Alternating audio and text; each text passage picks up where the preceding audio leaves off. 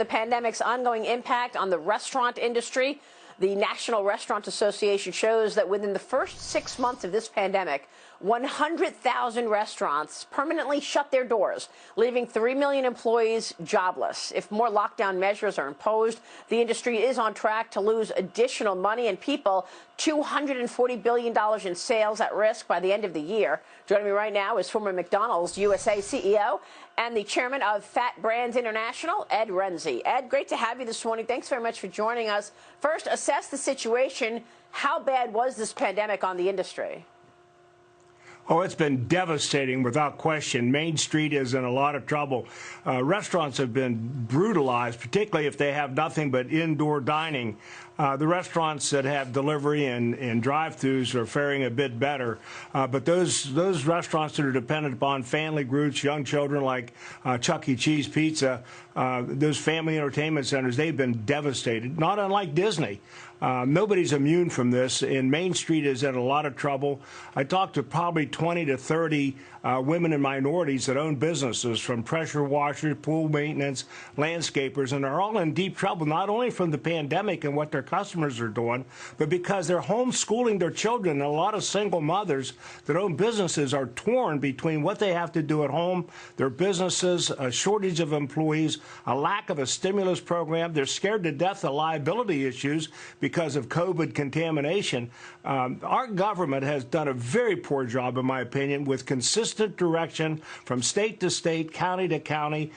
You look at New York City and how they've managed this versus what's going on in Orlando, Florida. The difference is staggering. The lack of political, consistent leadership has been almost as devastating as COVID-19. So you say political. Do you think that that this is political?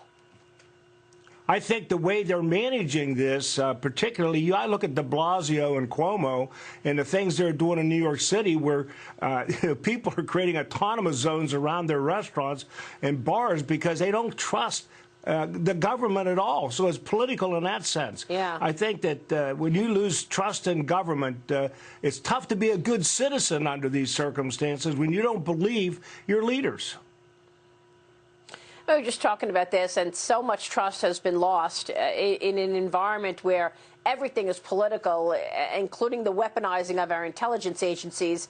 Ed, we're not so far off, though, from access to a COVID vaccine. Even then, though, restaurant owners still need to adhere to heightened cleaning, hygiene measures for their businesses. That's going to cost money. How do they regain public trust, get people dining out again? Well, the restaurant industry has for years had cleaning and sanitation as part of their DNA. So cleaning is not an issue. We know how to clean. We know how to sanitize. Companies like Ecolabs provide great cleaning products. Pure Line Corporation sanitizing spaces. We know how to do that. The question is, are we going to have the money to get our employees back to work? Are we going to have the money to withstand the loss in business? Are we going to have the money to sustain a 25 to 50% reduction in the number of seats in a restaurant? Because these things are all about scale. And when you lose resources, you lose opportunity for profit. Yeah, and people do not want to lose their livelihoods. Ed, one bar owner in Staten Island defying the lockdown rules. You know the story, looking to keep his bar running amid closure.